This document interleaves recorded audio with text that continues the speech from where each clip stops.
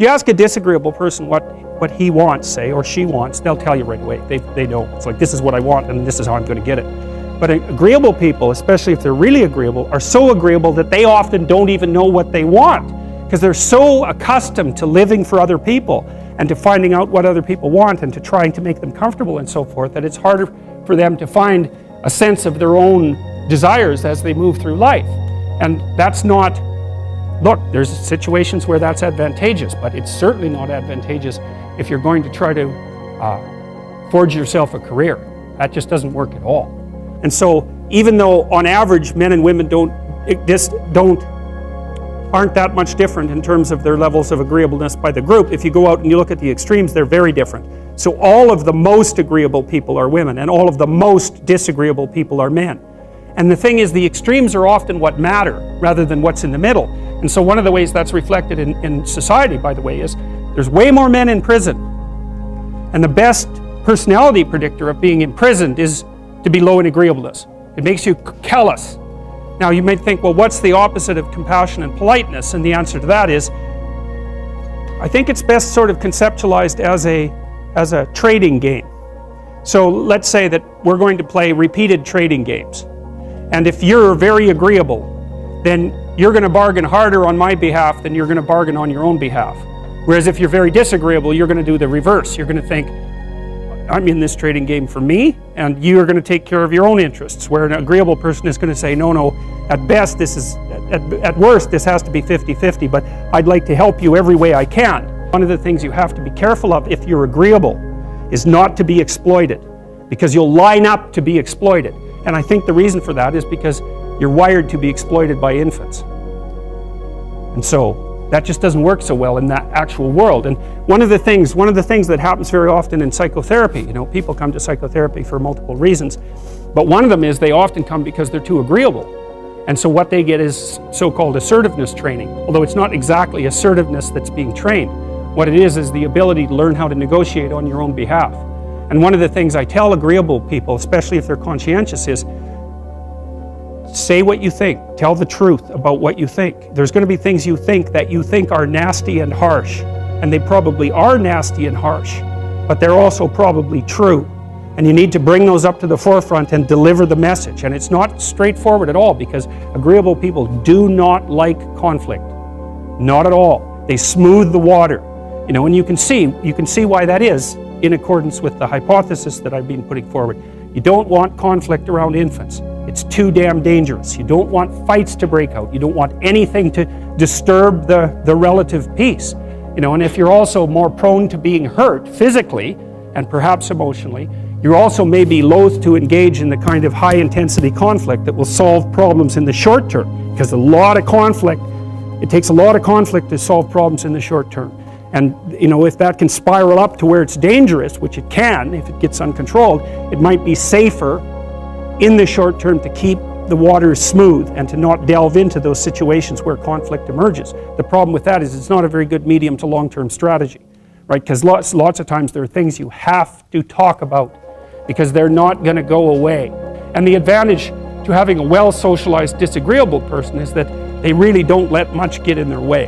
So if you can get a kid who's disagreeable socialized, that person can be quite the creature, because they're very forward-moving in their nature and very difficult to stop. But if you don't get them successfully domesticated, tamed, roughly speaking, by the time they're 4, their peers reject them. And that's a big problem, because your job as a parent is to make your child socially desirable by the age of 4. Like you want to burn that into your brain, because people don't know that. That's your job. And here's why. It's easy if you think about it carefully. So you imagine you've got a 3-year-old child, so sort of halfway through that initial period of socialization, and you take that child out in public. Okay, what do you want for the child?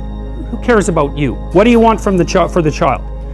You want the child to be able to interact with other children and adults so that the children are welcoming and smile and want to play with him or her, and so the adults are happy to see the child and treat him or her properly. And if your child's a horrible little monster because you're afraid of disciplining them or you don't know how to do that properly, then what they're going to do is they're going to experience nothing but rejection from other children and false smiles from other parents and adults. And so then you're throwing the child out there into a world where every single face that they see is either hostile or lying. And that's not something that's going to be particularly conducive to the mental health or the well-being of your child. If your child can learn a couple simple rules of behavior, like don't interrupt adults when they're talking too much and pay attention and try not to hit the other kids over the head with the truck any more than is absolutely necessary, and share and play properly, then when they meet other kids, the kids are going to try out a few little play routines on them, and that's going to go well, and then they're going to go off and socialize each other for the rest of their lives. Because that's what happens, is that from 4 years old onwards, the primary socialization with children takes place among other children. And so if the kids don't get in on that early, they don't move into that developmental spiral upwards and they're left behind. And you can imagine how terrible that is, because a 4-year-old will not play with another 4-year-old who's 2. But a 5-year-old certainly will not play with a 5-year-old who's 2, right? Because the gap is just starting to get unbelievably large. And so the kids start out behind, and then the peers leave them behind, and then those kids are alienated and outside the peer group for the rest of their life. Well, those are the ones that grow up to be long-term antisocial, right? They're already aggressive. It doesn't dip down. Now, what happens to normal boys, roughly speaking? Imagine the aggressive 2-year-old types. They get socialized, so their level of aggression goes down, and then they hit puberty and testosterone kicks in, and bang, levels of aggression go back up. And so that's why males are criminals between the ages roughly of 16 and about 25. And it matches the creativity curve, by the way. It's so cool. If you look at the spike of creativity among men, 16 to 25, then it starts to go down. Criminality matches that absolutely perfectly. So that's quite cool. The testosterone levels raise the average level of aggression among men. It's more dominance than aggression, actually, and testosterone is by no means all bad. And then it starts to decrease at about age 25 or 26, which is usually when men stop staying up late at night, stop drinking as much, develop a full-time career, and take on the burdens and responsibilities and opportunities that are associated with a long-term partner and family. And so that's the development of what I would call predatory aggression, because I also think that the agreeableness distribution is probably something like predatory aggression versus maternal sympathy. It's something like that. So if you look at other mammals that are predators, because we're predators as well as prey animals, if you look at other animals like bears, the male bear has absolutely nothing to do with the raising of the infants. In fact, the female bears will keep the male the hell away because he's likely to kill the infants and maybe even to eat them. So there's no maternality at all in solitary male mammalian predators. It's really useful to investigate the viewpoints of people who have opposing views to yours, because they'll tell you things. Not only will they tell you things you don't know, they'll also tell you how to see the world in ways that you don't see it. And they'll also have skills that you don't have, that you could develop. So for example, if you're an introverted person, it's very useful to watch an extroverted person, because the extroverted person has ways of being in the social world that aren't natural to you, that you can use to improve your toolkit.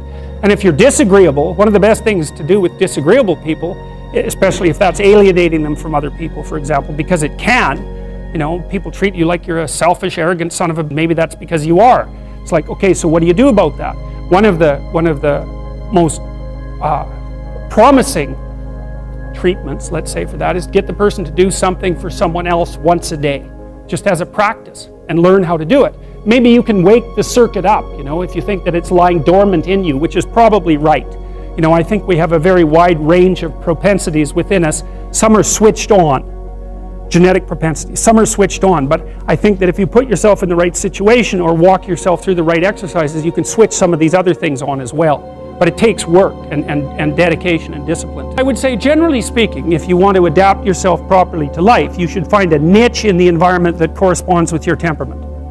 Right? You shouldn't work at cross purposes to your temperament because it's just too damn difficult. But having done that, then you should work on developing the skills and viewpoints that exist in the space opposite to your personality, because that's where you're fundamentally underdeveloped. And that way I think you can extend out your temperamental capability across a wider range. And to me, that's roughly equivalent as bringing a richer toolkit to each situation. So if you're hyper extroverted, you should probably learn to shut up at parties now and then and listen just to see what's going on, to see if you can manage it. And if you're introverted, well, then you should learn how to speak in public and to learn how to go to parties without hiding in the corner and saying nothing to anyone. And if you're agreeable, then you need to learn how to be disagreeable so people can't push you around. And if you're disagreeable, you need to learn how to be agreeable so that you're not an evil son of a bitch.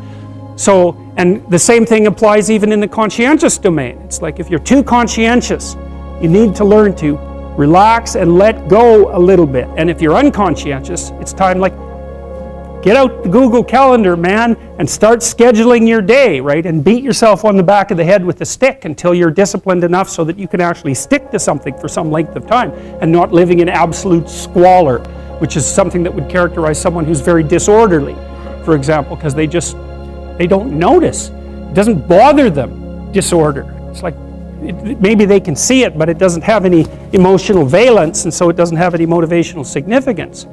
So the other thing you might want to think about too, if you're choosing a partner, is try not to choose someone who's too distant from you on the temperamental variables, because you're going to have a hard time bridging the gap. It's hard for an introverted person and an extroverted person to coexist. And it's really hard for an orderly person and a disorderly person to coexist, because they will drive each other nuts. Why don't you pick up? Why are you so obsessed by it? That's the basic argument. So it's useful to know about your temperament so that you can negotiate the space with your partner as well. And I don't think you should try to find someone who's exactly the same as you, because then you don't have the benefits of the alternative viewpoint. But you got to watch it, because you may hit irreconcilable differences of various sorts. And I've seen that most particularly among couples who are high and low in openness. That's a rough one. And also high and low in conscientiousness. That's another rough one, because they just cannot see how the other person sees the world at all.